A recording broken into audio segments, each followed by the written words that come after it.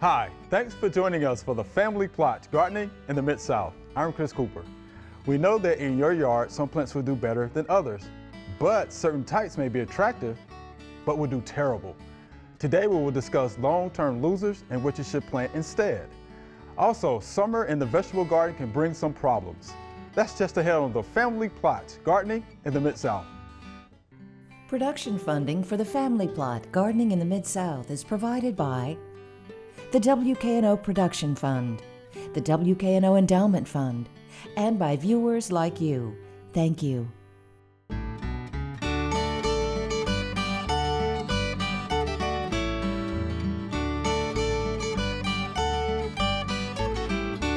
Welcome to the Family Plot. I'm Chris Cooper. Joining me today is Celeste Scott. Celeste is the Horticulture Extension Specialist for UT, and Dr. Natalie Baumgartner will be joining me later. Hi, Celeste. Hey. Oh, it's good to see you and have you here. Oh, thank you. I'm excited to be here. All right, so we're going to talk about long-term losers, right? Yes. And we're going to talk about those plant materials specifically for the Southeast. That's right. All right.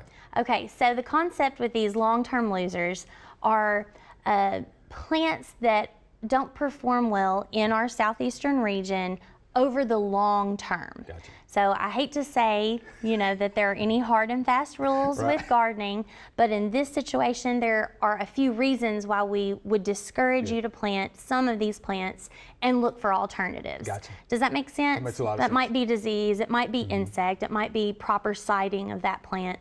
So that's kind of how this whole concept for me came about. Okay, so let's get started with Leland cypress. So Leland cypress is a plant that we see used large scale on a regular basis. That trend started maybe 15, maybe 20 years ago. You planting 20, 30 of them in a row. And now we're seeing serious issues with Leland cypress, and have for a number of years.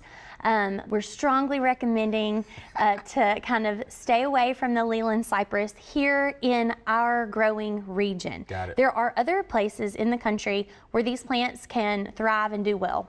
We get further west, there's less humidity, Right. less heat, and they just really struggle in our environment with a disease called Ceridium canker that can often be influenced by our droughts that come in the late summer. So we'll have a drought one summer, and then the following year those plants start to decline, and people wonder, why do I have a brown branch here? Why do I have a brown branch there? Well, that is a disease called Ceridium canker that has kind of settled into that stress plant. So anyway, let's talk about some alternatives. let's do We've that. got great alternatives. Okay. Eastern red cedar. People see this on the side of the streets, highways, fence rows, think it's a junk tree. If you have ever seen an eastern red cedar growing in full sun out in the open, it has beautiful form, beautiful color. It's native, it's tolerant of many soil types, dry and So wet. it's not picky? It's not picky, so that's a wonderful option. And then arborvitae is also, would be very comparable to Leland as far as their rate of growth. And also shape, and just, it's a evergreen conifer. So lots and lots of options as far as size, color, form in that arborvitae family. Like it? Yeah. Okay, all right.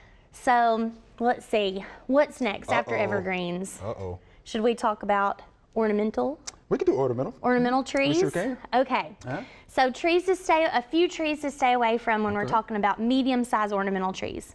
Bradford pear, I hope, is top of everyone's list. This is a plant that I will say, do not ever plant this plant. I told you I don't do a lot of rules, but this is one rule. Yeah, Okay. this is one rule. Okay. So it reseeds. Yeah. And in these disturbed sites, it will be prolific, and you will have a I've seen it. thicket of Bradford pear or calorie pear, right? Bradford is just a cultivar name, and people have started calling all of them, all the calorie pears, a Bradford pear. And they are thick. And when they come back from seed, they have thorns. Yes, I've seen some of those. Yeah. And in a home landscape, they are not long lived anyway, because they've got weak branch intersections, or crotches, what we call them. Right. So if we get a lot of rain or wind or snow, they have a tendency to break in half. But guess what? We have a lot of better options. Yeah, let's see those than, options. than that. Yeah. Lots of better Yeah, options. let's see that. So eastern redbud, that is a native tree for us. You'll see that up and down the interstates, wild spaces, wooded areas in early spring. Has a beautiful purple bloom. I know a lot of people like the Bradford pear because it has that early white spring bloom. So this does still have the bloom. Has a beautiful heart-shaped leaf. I love it. Lots of cultivars out there that have really cool color patterns on their leaves. So some are chartreuse, some have red new growth that kind of moves into a golden color, and then others even have variegation on their leaves. So lots of option there to kind of shake things up in the home landscape. I like Eastern Red Bud. I actually have one in my backyard. You do? I sure do. Oh, good. Love it. So only good things to say about Only the good red bud, things. right? Only Good. good things. And then the American fringe tree is another favorite that I feel like is very underutilized in our home landscapes. It can be a little difficult to find, so you might need to ask your local nurseryman if they can source that for you. Lots of times we'll see Chinese fringe trees out there as well. They're also gorgeous and would suit well for a home landscape, but I always tend to kind of gravitate towards native options if we can. But they have beautiful fringy white billowy blooms in, we'll say, late spring, not early spring. Again, a nice dark green shiny foliage that comes on that plant. Obviously it's deciduous, but certainly comparable to that Bradford pear in size and cool attributes. Yeah, I like it. So And no then- Bradford pear. No Bradford pear. All right, just Let's stay away from Bradford pear. Want to make sure. All right. Yes. And then if we have time to squeeze in one more let's squeeze it in. category, Let's do that. I think let's talk about flowering shrubs. All right. Okay. All right. People are going to be so mad at me when I say these two. Hold on, y'all. Hold on. Roses, But I know why. and azaleas stab me through the heart. Gosh. Oh gosh. So, we've got issues with roses Yes. and rose rosette. I know we've had lots of questions on the Q&A about rose rosette here in the have. past, but it's spread by an aerified mite. There's not a thing in the world we can do to control it. They do not have any proven bred resistance for this virus at the moment, but that's ongoing. Right. So research is happening. It is, and UT is Good. part of that research. Good. So definitely good. still have that going on Okay. up in that Crossville area at the UT Gardens at the Plateau. That's good. And the azaleas, I'm just gotta Azaleas? say, yeah, azaleas, Really? if they are not sited correctly, they're gonna be a failure in the landscape. So they prefer low pH. Most people do not even do a soil test before they install an azalea. Right. Azaleas will be stressed in full sun situations where they don't have so right. irrigation. The majority of home landscapes do not have automatic irrigation. So azalea lace bug kind of comes into play. And once that pest is there, it's a constant struggle. Gotcha. So just making sure, I'm going to say you can still do azaleas if you're siting them appropriately. You can still do roses. I still have roses. I do too as well. But I don't have 20 of the same type of rose planted in one mass planting, right? So I have some of my favorites scattered in and among my other plantings. So trying to slow that spread of the rose rosette. So there are a few things we can do there to kind of help us. But if we're just looking for alternatives, I have to brag on this plant. Some people call it a red twig dogwood, but technically it's a silky dogwood. Yes, Technically. Cornus amomum, okay? And it's a cultivar called cayenne. Oh, I like the name. I love it. Yeah. It is gorgeous. It's a plant for all seasons. So in the winter time, after the shrub loses its leaves, the stems are bright red.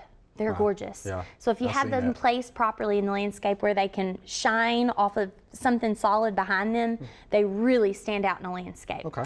Then when spring comes, those leaves begin to leaf out. They have beautiful white spring blooms on them. And then the foliage. There's more. There is more. The foliage that like in the middle of the growing season is gorgeous. No like severe pest or disease. Oh, I'm I see convinced. very little leaf spotting. And then, And more? and more. Okay, all right. And then in the fall, those leaves begin to change colors into the realms of purple. Oh, okay. Purpley I reds. am truly convinced. Yes. Okay. So this truly is a plant from a flowering shrub for me for all seasons. Okay. And then of course we can't go without mentioning hydrangeas. Yeah. If you need a flowering shrub, we can find a hydrangea species to suit your growing conditions, whether that's shade or sun or whatever it be. Okay. And then viburnums. We are underutilizing viburnums in Tennessee landscapes. We have 8 native species of viburnum here in Tennessee, and even those that aren't native still can perform really well in our growing conditions. One that's kind of gained popularity in the market the past few years is called spring lace. Spring lace. And it is a gorgeous lace cap type bloom, and some people actually think it's a hydrangea when it's in bloom because the blooms look so similar. Okay. So lots and lots of options out there when it comes to flowering shrubs. Again, I don't want to put any hard and fast rules out there. But just know that we can dig a little deeper. And this is, only a smattering of the options. Just a little bit. Yes, that are just a little out there. smattering. Oh, Celeste, that was great. Appreciate that information. Yeah, I'm Real so good. glad to be here and talk with y'all. That was good. That was good. Thank you much. Yeah.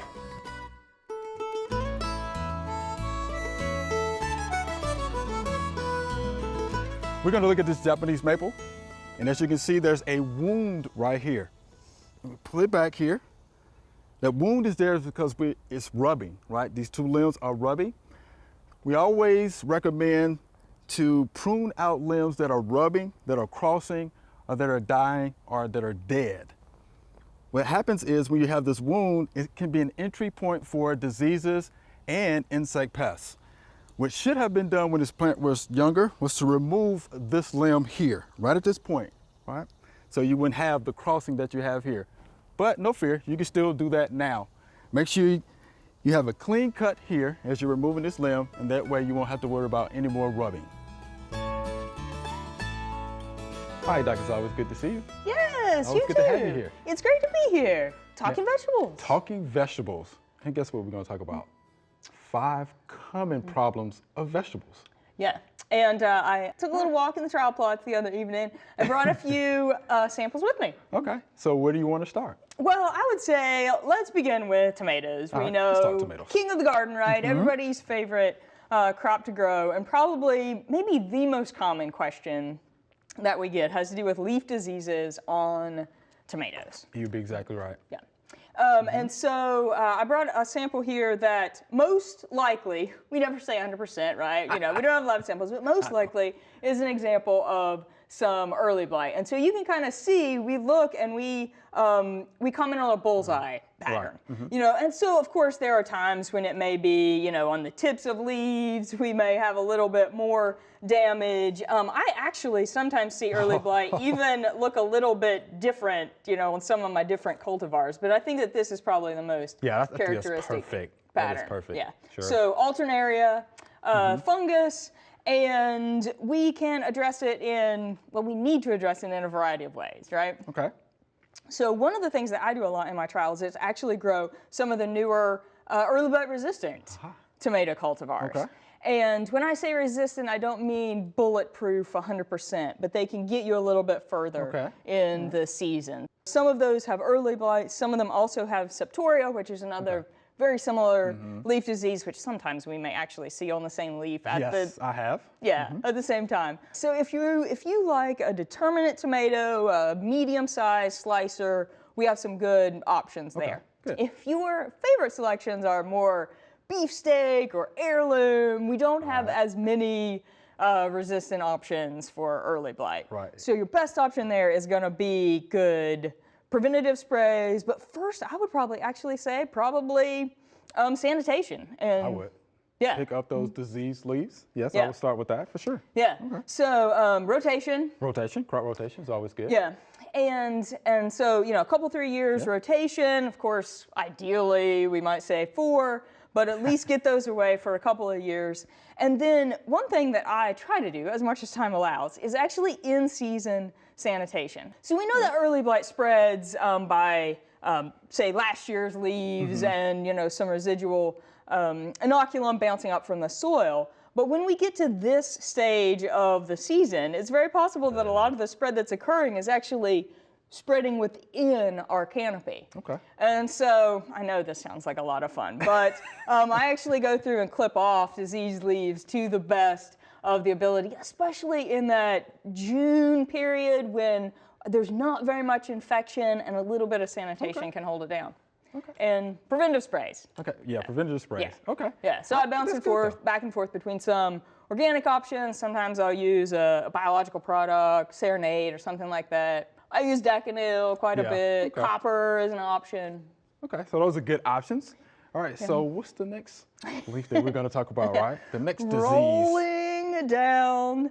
Well, I'll bounce to the other tomato example here, and if you now ignore the Seen that wilt, before. right? Yeah, yeah. So we're looking at the distinct lack of Yeah, what happened to the leaves? lack of vegetation, and so the little critter that does this, I actually I spared his life just for an example today. So this is the always formidable in the garden tobacco hornworm, but they are voracious leaf feeders, and so it actually takes a little bit of work to spot them.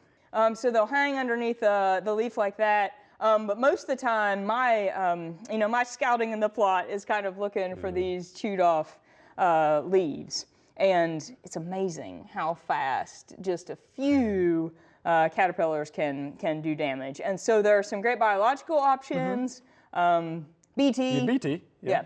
That is ingestion. So they need to consume it, and really as soon as they consume that material, they will stop feeding. They might not immediately die, but they will stop feeding very soon. So once we get in the middle of summer, just getting that reapplied enough so that there's always some there for them to consume. Okay. It totally messes with their digestive system. We don't want those things around. Tears them up. Yeah. Tears them up. All right, so let's go to the next.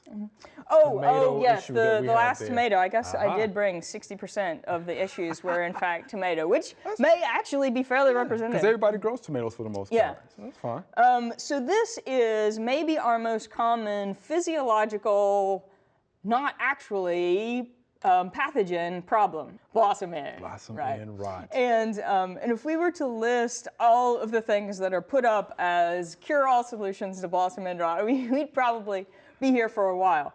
But the geeky definition is a localized calcium deficiency. Yes. Which leads people to want to immediately fertilize with calcium. With calcium, right? of course. And, Yeah. and of course, I'm sure you heard all the home remedies, Yeah. the calcium tablets and pills Yeah. and things like that. Yeah.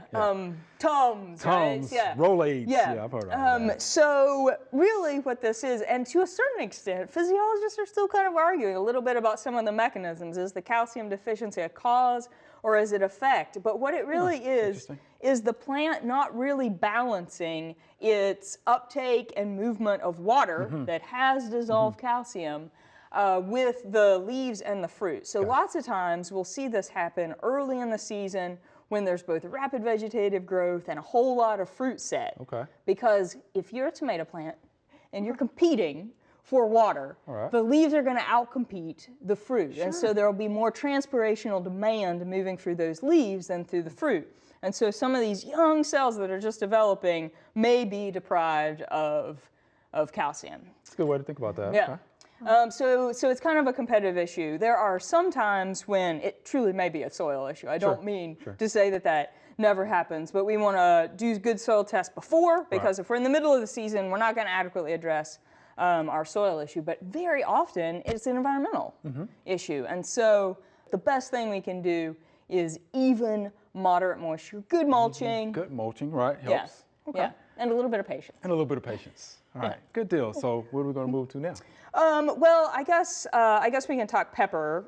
We're still in the same family, and so we give a little bit of a similar disclaimer in the sense that we haven't put these under a scope, but we look at leaves like this and we think bacterial spot. I do, yeah. Anytime I see those yellow halos that are there, that's the first thing I think about. So we see some of the yellowing around the leaf. We see kind of a light center, and it tends to be one of the most common things we'll see on peppers. Yeah. So I can say that I have done a little bit of hopefully preventative for the younger leaves, copper spray on these plants. So there are some sprays that we can use. Overall, we try to not get into bacterial leaf spot in the first place. There are several resistant cultivars on the market now, especially when we talk about the bell peppers. And as a bacterial disease, it can be spread by seeds. And so when transplants are young in the greenhouse, a lot of overhead watering going on, a lot of Right, a lot of splashing. So being picky when we buy our transplants is another way to kind of avoid it out of the gate. All right. Good deal. So our last sample that we have here is Last, yeah. but well, maybe at least he is a sad guy. Yeah. That is sad. So maybe the most common leaf disease that we see on our cucurbit family, powdery mildew. right? Powdery mildew. And we have it on the top, we have it on the bottom Golly. of the leaf, and he's going to be a detriment in a couple of ways. Okay.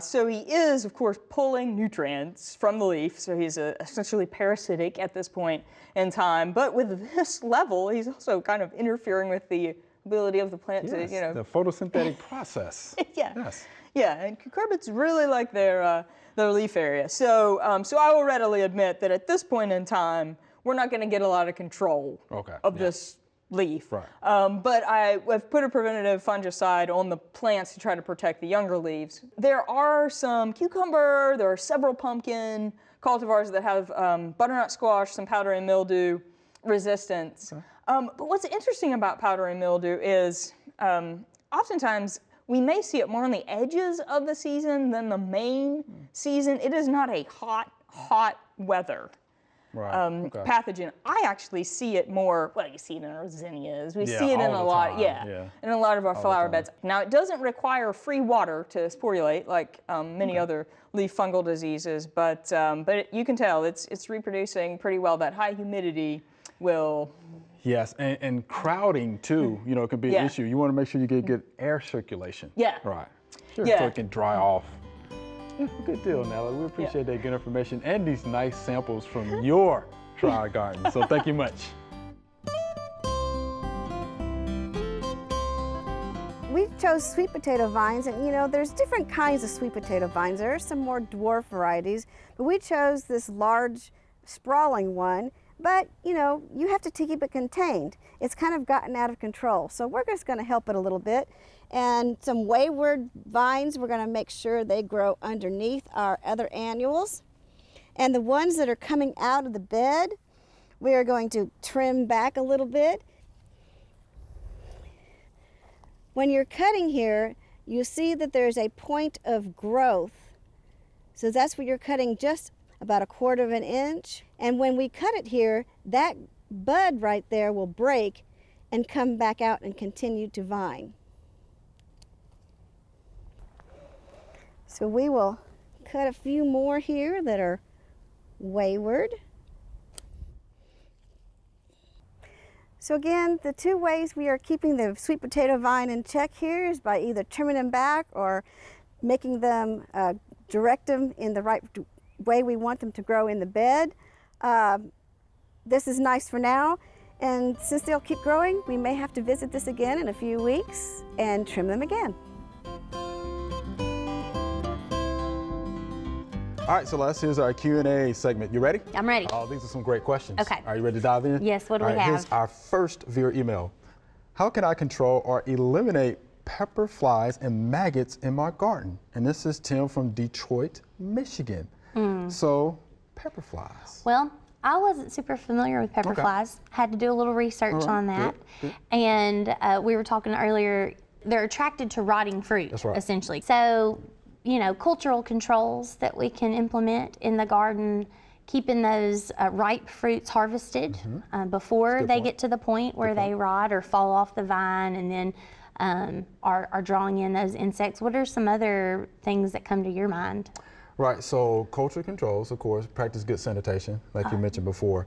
Now, he has tried spinosad, pyrethrins, insecticidal soap, neem oil. So the thing about the pepper flies or maggots is going to be this. They're going to be feeding inside of the fruit itself. Right. Right, so you want to be careful when you're using insecticides, right? So you can use pyrethrins, okay? You can also use spinosad, has mixed reviews though. Well, because Mixed reviews. those products need to touch the insect to be have to effective. contact them. Right. Right, have to contact And if the active life cycle is inside the fruit, then those sprays I see would not be effective. And they're going to be beneficial. Right. Right. So again, practice good sanitation, crop rotation.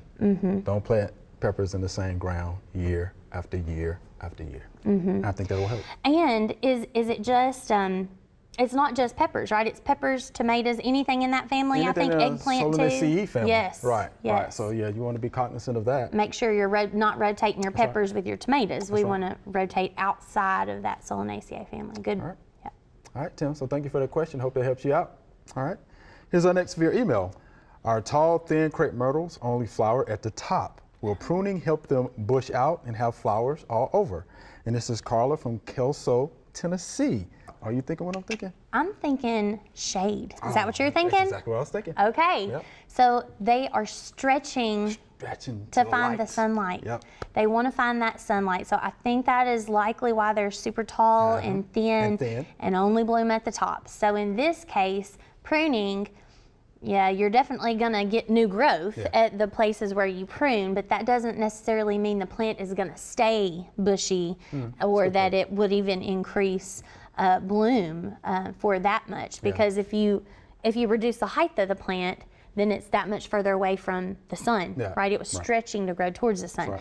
So I would consider, if you want to have a really beautiful, full, heavy flowering crepe myrtle, to look at siting that in a place that has more sun. I would agree with that as well. So I hope that helps you out there, Carla. Celeste, fun as always. Yes, Fun as sir. always. Thank you Thank you. much. Thank you. Remember, we love to hear from you.